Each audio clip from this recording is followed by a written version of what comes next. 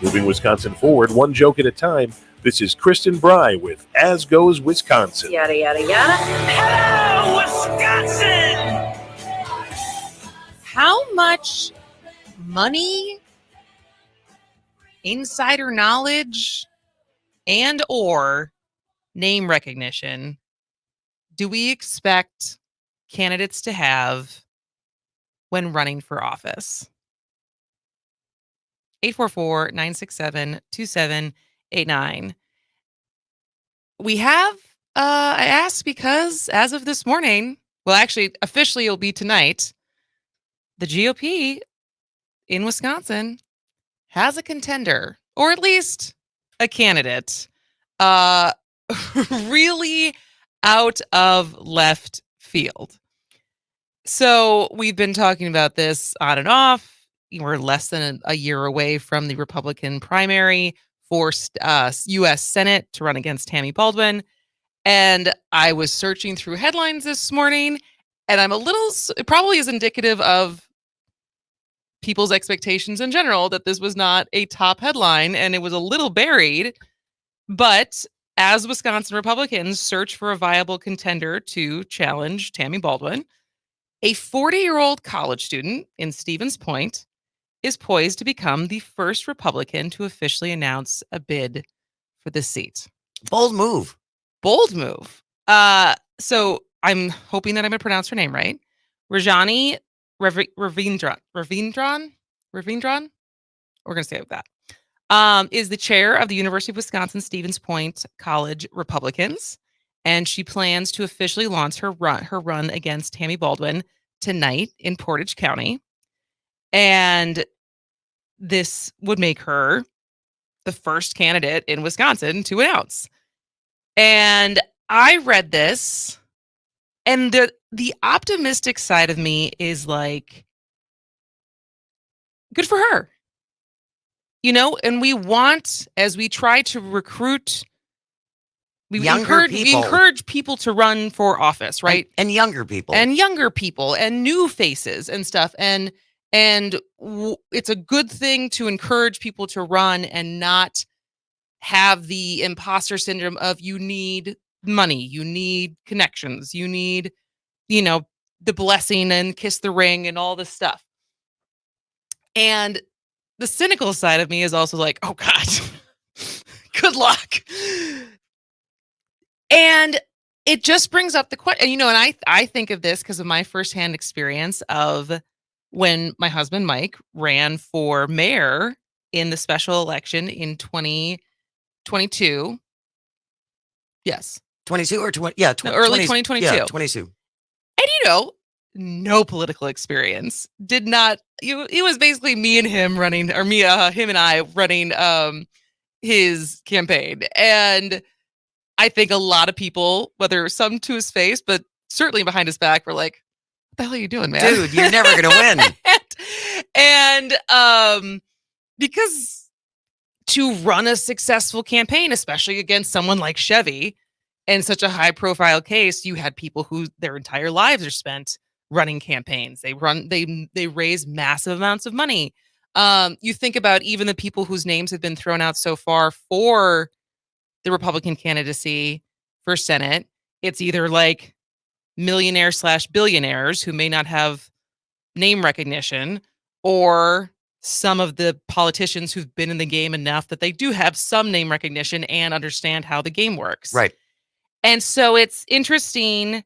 I would love to hear your thoughts on someone who is this much of an outsider. Is this a good thing? Regardless if you think she has a chance or not. But as far as like, how much is it optimistic to think that a candidate like this could have a chance? Or are you more cynical like I am, where it's like, at this stage, to run for a statewide office like U.S. Senate, you need either money, connections, or name recognition to have any kind of chance? 844-967-2789. Thoughts, Jane Metner? Well, I give her a lot of credit for even taking a stab at it, because that takes some nerve. But I don't see how this is possible. it all comes down to money. It is about cash. Yeah. And if you don't have the connections to the big donors, I don't think You don't have your own money or connections. Right. I mean, and even look at who was the carpetbagger who just with all the money who lives in Connecticut. I'm drawing a blank on his Tim name. Michaels? Yeah, Tim Michaels. He's loaded. And he couldn't win. Yeah. So which is unfortunate, right? It's in the sure. fact that now is the barrier is such a barrier to entry to people. Because on the one hand, we say we want younger people. We want people who are, outside of the system. We want new ideas. Right. And yet we've set up a system where the obstacles in place are you have to be part of it in order to run. Because so just a little bit more about her, but like she was interviewed by the Journal Sentinel. This was published this morning by Lawrence and Andrea, and he interviewed her, and she sounds like a Republican, but she certainly sounds like the balls on this woman is immense For sure. But she told the Journal Sentinel she hasn't spoken with many elected Republicans about her planned Senate run, and she hasn't been in touch with the National Republican Senatorial Committee. And she expects other people to get in the primary, but like even that part of like even the procedural, I've talked to the right people to do this. And is that a good thing or a bad thing? I mean, I think on its face, I say it's a bad thing that if you want to run, you should be able to run. And that what keeps people from running is all these kind of like conventional wisdom that is like, well, if you have no money, you have no name recognition, you have no experience, and you haven't even talked to the right people yet, like, what are you doing? Good luck. 844-967-2789. But a little bit more about her. So her quote was what I think a lot of people, when they first are running, say. I see what's going on in our country. I realized how much DC is dominated by these polished politicians. I realize there is a need for change in our political system. We need some new faces with new ideas. And I agree with her. I think a lot of people would agree with that. And, but we've created a system where you have to be an insider and connected, I think, to be.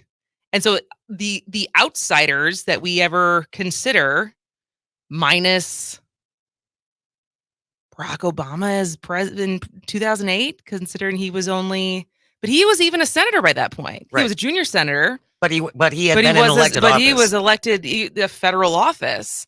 I'm trying to think of other outsiders, quote unquote, who don't have a lot of money.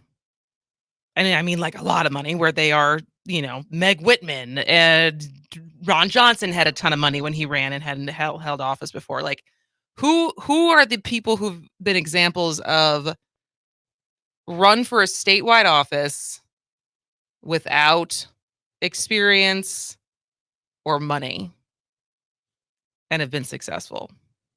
844-967-2789. If you can give me I'm blanking on anyone, but I also I'm not a repository of information like this. Well, but I also think it's such a shame that we're trapped with this money issue because, again, the inference is if you're rich, then you're obviously intelligent enough to do anything, which is not accurate. But is it that you're intelligent? Some people might think that. If you've been successful in business, you're smart. That somehow reflects that you could be a successful politician, which I maintain is not true.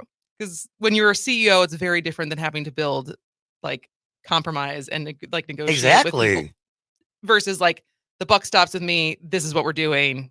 Go do it. But I don't like. But I think the money. Because I think it comes back to the money thing. Is like, well, if they have. Not only do they have money, like Tim Michaels put, as he lamented after he lost, of how much money he put into his own campaign. Ron Johnson put money into his own campaign and now is paying himself back. I don't know. Did Trump in 2016 put some of his own money into his campaign? I'm sure he said he did. Whether or not that's accurate remains to be seen. But not only that, if, likeness flies with likeness, or whatever that cliche is, as far as if you are a billionaire, you have billionaire friends. Yep. Like you have That you people can ask, you that can you can ask for money. And so yeah, so I'm just interested as far as hats off to her for, especially for being the first one to even announce, because no one else has had the guts to actually like pull the trigger yet. But also, what does it say about us and the political system we've created, that I think most people's reaction is good luck with that. And Well, and because you're not wrong, and I keep thinking about Brad Paff, who lost to Derek Van Orden, and people were blaming the Wisconsin or the DNC the for DCCC, the DCCC for not giving him enough support. as they should, because that was their candidate. Well, it was also it was a much closer race than they expected, and I think in general the support. And now that, has there been an update on Derek Van Orden? Has those videos come out yet? No. The kind of Never happened. Well, it certainly did happen. I just didn't know if people were still talking about it or not, because that lasted longer than I thought it would. Oh, really? Oh, yeah. About a week. Yeah, I thought that lasted longer than I thought it would in the first place. Anyways, if you have thoughts on the first GOP candidate for Senate, who will be announcing tonight, who is a mother of 3. She's going to Stevens Point College right now. She's an immigrant. In the reality, there's actually some similarities with her and Nikki Haley that I want to get into after the break. That I don't know. Maybe it would behoove the Wisconsin GOP to get behind this woman. Who knows? All right, 844-967-2789. We'll be back right after the break. Welcome back to As Goes Wisconsin. I'm Kristen Bry. She is Jane Madnair. And we are talking about the first candidate to announce for Senate, U.S. Senate, to run against Tammy Baldwin. And very, very likely, you have not heard of her before, because she is the epitome of an outsider. Her name is Rejani Raveendran. And there was an article that came out this morning in the Milwaukee Journal-Sentinel saying that she plans to announce tonight in Portage County. And the discussion is, how cynical have we become, that I think probably most people's reactions is, oh, good luck with that. Good luck with that. And so when it's, a high profile race like this, on the one hand, we want to say anyone can run, but we have not set it up so that anyone can run. But would love to hear from you on thoughts on such an outsider running. And, is it optimistic to think that this would be a good thing, to have someone, to get behind someone who is so outside of the system that we've created? 844-967-2789. But some more information about Raveendran, if you would like to know a little bit more about her. She's the mother of 3 and has not been involved in politics until recently. She joined the Stevens Point College Republicans this year and plans to graduate with a bachelor's degree in political science next year. Immigrated to the U.S. from India in 2011, where when she was in India, she was a nurse and a midwife. She lived in California before moving to Wisconsin in 2017. She became a U.S. citizen in 2015. So that means she'll have been a citizen for 9 years in 2024, which is the minimum number you need to be a senator. She supported Donald Trump in 2016 and 2020 and says that she is supporting him again in 2024. So those are some of the details that came out about her as a person in the Milwaukee Journal-Sentinel article. Her campaign, if you're interested, will focus on securing the border and cracking down on illicit drugs like fentanyl, stopping illegal immigration, which there's probably stuff to get in there as far as her being an immigrant and the process she went through and how hard she knows how hard it is to go through that process. Yes. And so that's interesting to me. And advocating for medical freedom, suggesting she is opposed to vaccine mandates. And the one thing that came out in the article is like, oh, that sounds like a politician. Like, you're going to be fine. And she was asked whether she believed President Joe Biden won the 2020 election. And Quote, "You know something? That is a great question. I'm still learning about that. I am still learning about that particular thing." because nobody's been talking about it. No one's been talking last about couple it of the years. last 3 years Nah. at all. I'll get back to you on that one. She sounds like Ronna McDaniel. And like, who was interviewing Ronna McDaniel when she basically would not admit that Joe Biden was?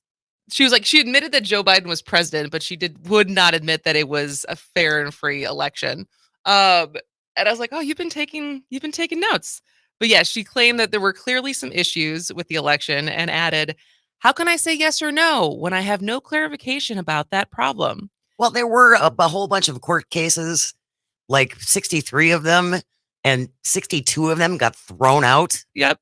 Half the population says it will be this way. Half the population says it will be that way. No, Before I make a comment about that, I need to be certain about what I'm thinking.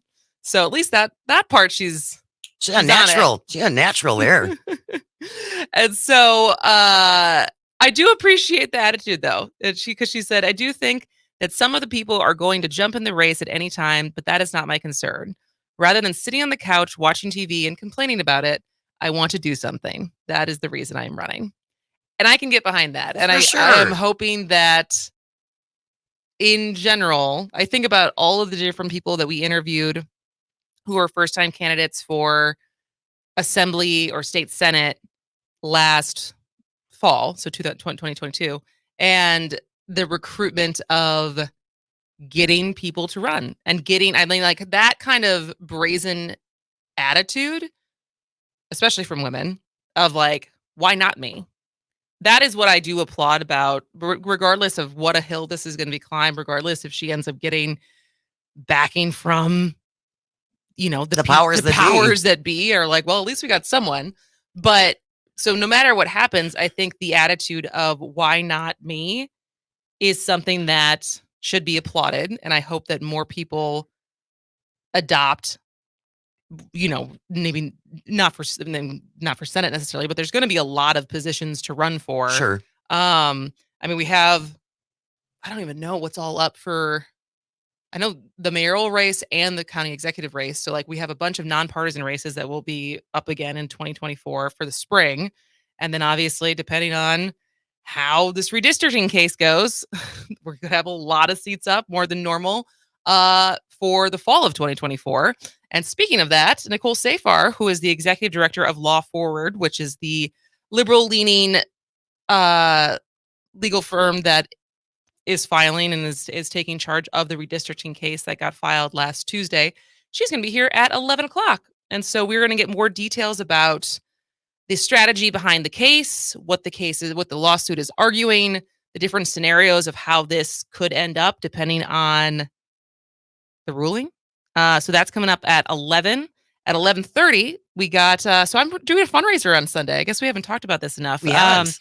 But our friend Megan Johnson, who is the executive director and founder of Milwaukee Diaper Mission, is going to be here because Mike and I are throwing a fundraiser. We're going to try to get some diapers for Milwaukee mamas. So we'll do that at 11:30. And coming up next, it's Tuesday. It's 10:30. It's time to recombobulate with Dan Shafer. So we'll be back in just a minute with Mr. Shafer. This is As Goes Wisconsin.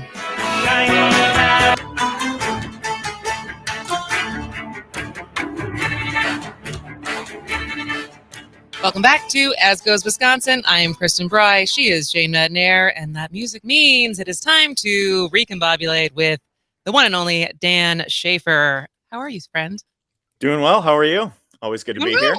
Doing well. You know, just I've 7 weeks away. Yeah, we're 7 weeks away, and so I said to Jane this morning, I was like, I think I've entered the uncomfortable stage of pregnancy, as far as just being tired all of the time. I'm sure it's been super comfortable up until this point too. So, It actually, you know what? And we're going to talk about it later today with Megan Johnson. I think part of the reason we're doing this fundraiser to do diapers is because I felt really lucky in that, like, it has been a fairly smooth pregnancy. well, that's But now good. it has been good. But now I'm like, oh, this is this is starting to get uncomfortable, but we're managing. Starting to get real. Starting to get real. Starting to get real. So speaking of children and childcare, Hey, how's that for a segue? Nice. Yeah. That was smooth. Radio Breaking professional news over here. Yeah. Breaking news this morning. Oplander, aka Governor Evers, has called his first special session of his second term to address the state's chronic workforce challenges. And so this happened literally, I think, as I was driving to work this morning. I know you've already tweeted about this a little bit. So you've probably read more of the press release than I did as far as what this entails. So what do you understand this special session to involve?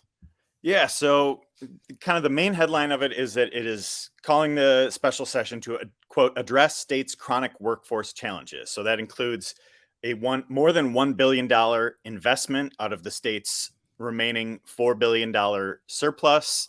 And kind of the top item of that is that more than $365 million would go towards childcare programs. And then if you go down through the rest of the press release, the rest of the investment proposed here by the governor, it kind of calls back to a number of the proposals that he had in the budget that Republicans voted out. So we have creating a paid family leave and medical program, a number of items in higher education funding, including $66 million for the UW system, $197 million for the new engineering building at UW-Madison, $40 million for the technical college system, and then extending some workforce innovation grant programs, $60 million for healthcare workforce shortages, $16 million for teacher shortages. So it's a really, across the board workforce item here in a lot of different issues, childcare, healthcare, and education kind of being the top pieces there. And then I think, really the biggest chunk of that funding and the top item that was highlighted in Governor Evers' press conference on this was on childcare. So most of this would go towards the childcare counts funding that Republicans voted out of the state budget at 2:30 in the morning during the Joint Finance Committee budget cycle. And we should note that I don't know the number off the top of my head, but even since that happened, there has been multiple childcare centers that have closed. And and so this is good. I mean, I think that it comes back. We all know that basically every single special session that he being Governor Evers called for in his first term, I think, am I overstating saying that in every single one they just gavelled in and gavelled out? Did any of them, did they actually have a discussion? There was a couple where they gavelled in and then took no action. So this was kind of like during the pandemic when not people weren't like physically present in the Capitol, where they would gavel in and then just do nothing. So basically none of the special sessions. I think one special session on unemployment insurance, and this was like after their 300-day break in 2020, that they actually did something. So I think 13 special sessions resulted in signed legislation, but by and large, it has been gavel in, gavel out. Is that what's going to happen when this special session happens on September 20th? I mean, would we really expect Robin Vos and the Wisconsin state legislature to do anything differently? I don't know. That's why we got to start calling now. Yeah. I'm calling now. Call now and call them every single day. Because, and this is a genuine question. Has there been any Republican plan beyond the argument that by cutting taxes to quote unquote job creators, that will create more jobs?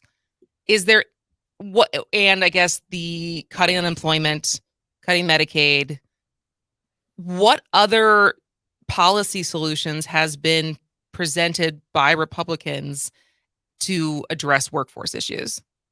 Lowering the age so that 14-year-olds can deliver drinks. I'm not trying to be snarky. I'm actually asking because a lot of this stuff, obviously, I think I agree with as far as these are different things that could address our workforce issues. And I'm trying to understand what they have presented as this is what we think would actually improve our workforce issues. Do you know? Yeah, I think that there's been some things here and there on just kind of deregulating the process of, different licensing Yeah. issues or things like that, which I think is kind of interesting. But by and large, they have not had any kind of comprehensive strategy. And I think the childcare issue is such a big one for workforce challenges because it, so significantly impacts women, and women are at a lower rate in the labor force participation rate in the state. And I think that would change significantly if had more options for people to have childcare. But I think this is a really interesting way to present it, where it's not just childcare, it is folding it into a larger effort to address workforce challenges at a time when we have, a record low unemployment rate and employers are struggling to find people. But we all not only do we have a record low unemployment rate, at least when we covered this a month or so ago, we also have the first or second highest labor participation rate of working age people in Wisconsin. So it's like people are working. And I think we're still like, there's a cognitive dissonance there that people think that people aren't working. It's like, no, we just need more people. And we also need to empower and enable people who want to be working to do so by providing better support systems. Like I actually this morning I saw this Wallet Hub always comes out with their best states, and they're like they rank all the states for like different things on different measures. And literally this morning I saw one on best state to get to have a baby. Where do you think Wisconsin was? I would guess not high. I'll go 46. No, we're not that low. I would get somewhere in the middle. Let's say 30. We were 23. Okay. So I feel like in a lot of those things, whenever I look at them, we're always like somewhere in the 20s. Like we're always in the middle somewhere. But the different rankings were cost, healthcare, baby friendliness, and family friendliness. And I think those are interesting measures, especially as thinking about like baby friendliness and family friendliness, and like how much are like the policies making it conducive for people to want to have children and not making it harder for you to have children. And right now it feels like we are in a state where as I say this as a pregnant person, it doesn't necessarily feel like we're making it easier. And you have to already be in a financially stable situation to feel like this is not daunting, the idea of having a kid right now. Well, and what I don't understand, isn't it just common sense? Why would a young family want to move somewhere where they can't find childcare? We want people to move here, and yet we're not doing anything to encourage young families to do that. And this is a time when our neighbors are doing something. I mean, there's a lot of similarities between, the economies in Wisconsin and Minnesota or Michigan, and they're making investments in childcare in ways that our state is not. And I think, it's really important that Evers is doing this, but it also is this same kind of argument that we seem to keep having over and over again in so many different ways, where it's just like, we have to do this or else we're falling off the cliff. We're not doing something to like position ourselves to thrive. We're not doing something to kind of flip the switch in the other direction. We're doing this to, this special session, this funding for childcare will prevent closures, but is not going to create a more robust safety net type of system or support type of system for Wisconsin. And I think, the paid family and medical leave goes toward that. That is a super popular policy.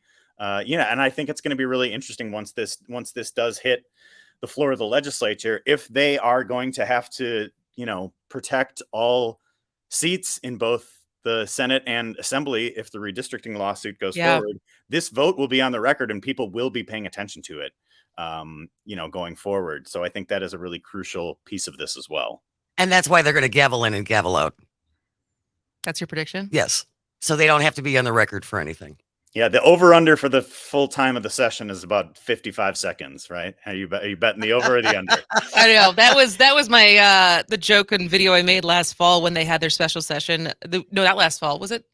But when was it? When was their special session on abortion? And I literally there were two of them. There was one in the summer and one in the fall. Yeah. I think it was the one in the fall and I literally went and rode a mechanical bull to see if I could stay on long enough. I remember right. that. If I could stay on long enough, and they beat me just barely, both the Senate and the Assembly, just by like a couple seconds. As far as I'm not a strong bull rider, apparently. All right, we're recombobulating with Dan Shafer, and to shift gears a little bit, in 2 weeks. Am I timing that right? 2 weeks? 15 days.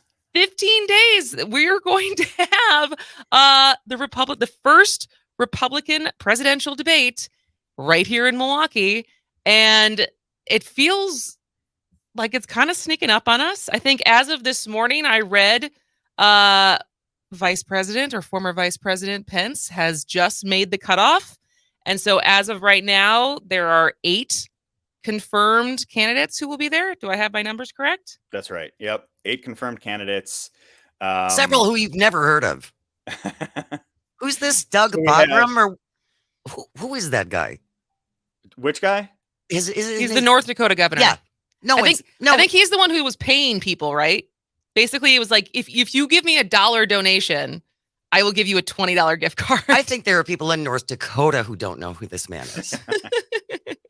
So the list right now is Donald Trump, Ron DeSantis, Chris Christie, Tim Scott, Nikki Haley, Doug Burgum, Vivek Ramaswamy, and Mike Pence will be the 8 candidates qualified. I think that is, I was reading some analysis from Politico when the news broke about Pence last night. It looks like this is probably going to be the debate field. I think there's a couple other candidates who either haven't met the fundraising thresholds or haven't met the polling thresholds to be there. So I would guess that those will be the 8 on stage in Milwaukee. So it won't be a repeat of 2020 with like the 22 or 23 candidates that we had on stage at some point for the Democrats. Yeah, and then they had like the 2 different debates where they had, I think they did this in 2015, where they had like the kind of the undercard debate of the kind of also ran candidates, and then the main stage to really get Kids to it. table. So I think it'll just be the 8 this year, and I think that will make sense. But I just published a column about the primary and what I consider to be the biggest 2024 Republican presidential primary story that no one is talking about. So perhaps we can get into that after. We can definitely get into that after the break. Do you want to tease it a little bit? Well, I think we have to. This is the first primary that we are having post January 6th. Yep. And I think we have not yet adjusted to the reality of a post January 6th paradigm with Donald Trump being back on the ballot in this primary.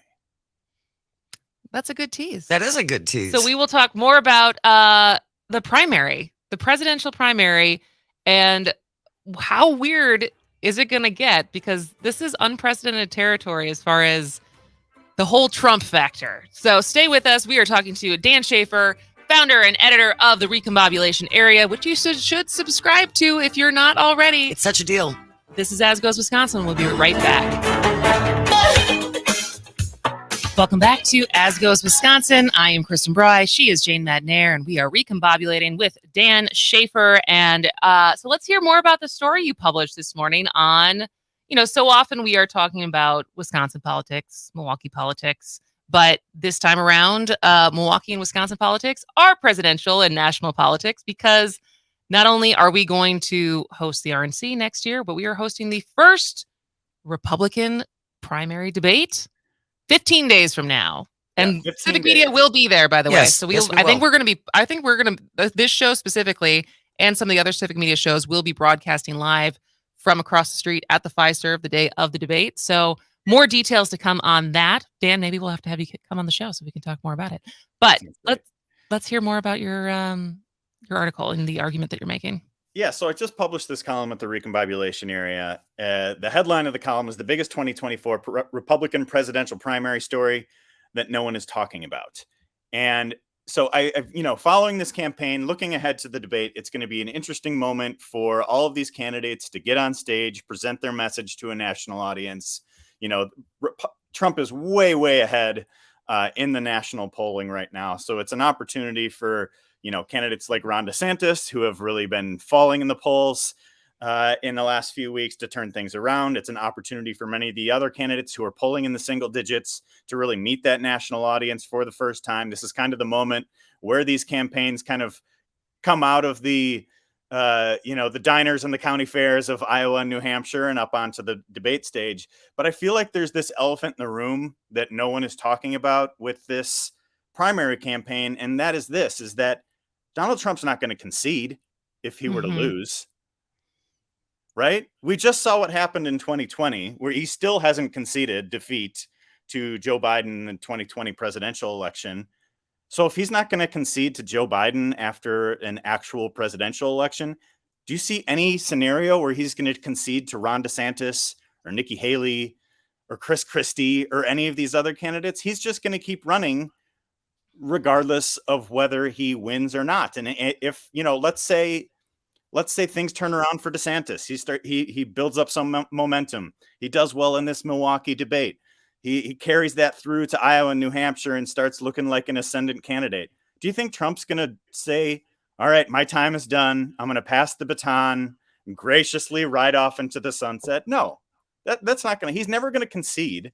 So I think it's a big deal that no one is talking about this, and no one has reflected this post-January 6th paradigm of the fact that we have a candidate who will not accept the election results.